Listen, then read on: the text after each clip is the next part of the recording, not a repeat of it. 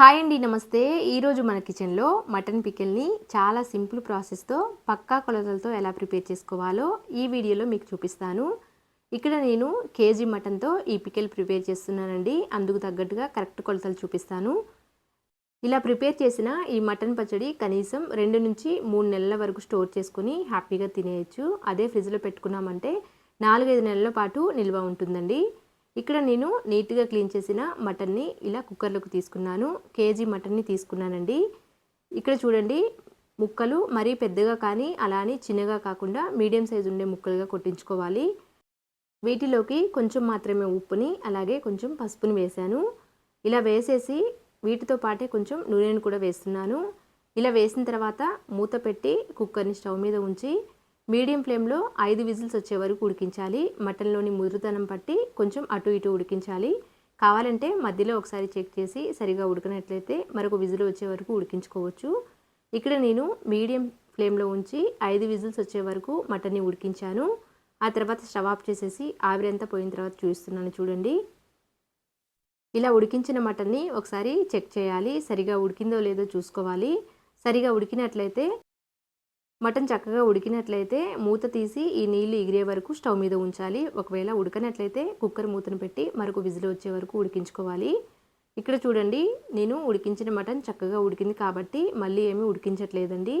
ఇలానే డైరెక్ట్గా కుక్కర్ని స్టవ్ మీద పెట్టి మటన్లో ఊరిన నీళ్ళన్నీ కూడా ఎగిరిపోయే వరకు హై ఫ్లేమ్లో పెట్టి స్టవ్ మీద పెట్టేస్తున్నాను. ఈ నీళ్ళన్నీ కూడా ఎగిరిపోయే వరకు ఉడికించాలి. అప్పుడే మటన్ పికిల్ చాలా టేస్టీగా ఉంటుంది. ఈ నీళ్ళని పారపోయకూడదు.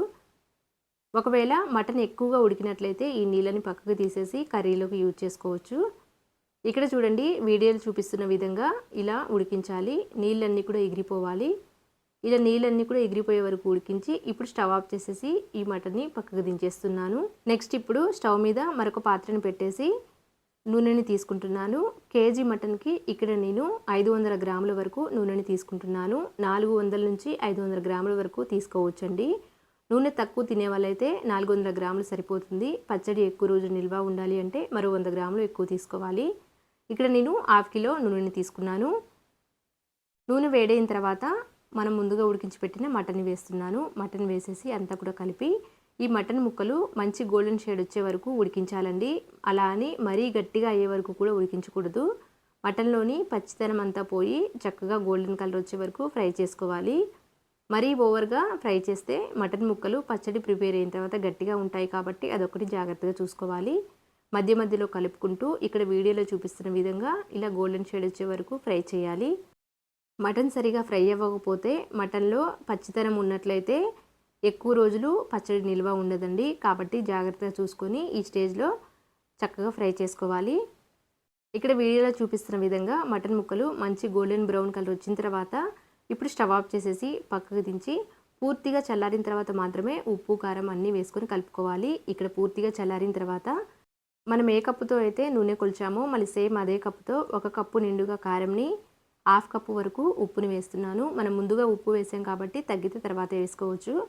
నెక్స్ట్ 1/2 కప్పు వరకు గరం మసాలా పొడిని, నెక్స్ట్ 1/2 కప్పు కంటే కొంచెం ఎక్కువ నిమ్మరసంని వేస్తున్నాను. ఇవన్నీ వేసేటప్పుడు పూర్తిగా చల్లారాలండి. నూనెతో పాటు ముక్కలు కూడా పూర్తిగా చల్లారిన తర్వాత వీటన్నిటిని వేసి అంతా కూడా కలిపేశాను. ఈ మటన్ పచ్చడి 3 రోజుల పాటు ఊరనివ్వాలి కాబట్టి ఇలానే వదిలేయకుండా ఒక గాజు బౌల్లోకి వేశాను.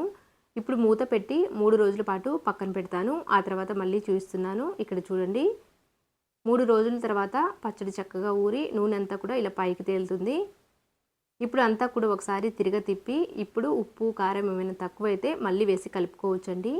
నేను ఏమీ కలపట్లేదు.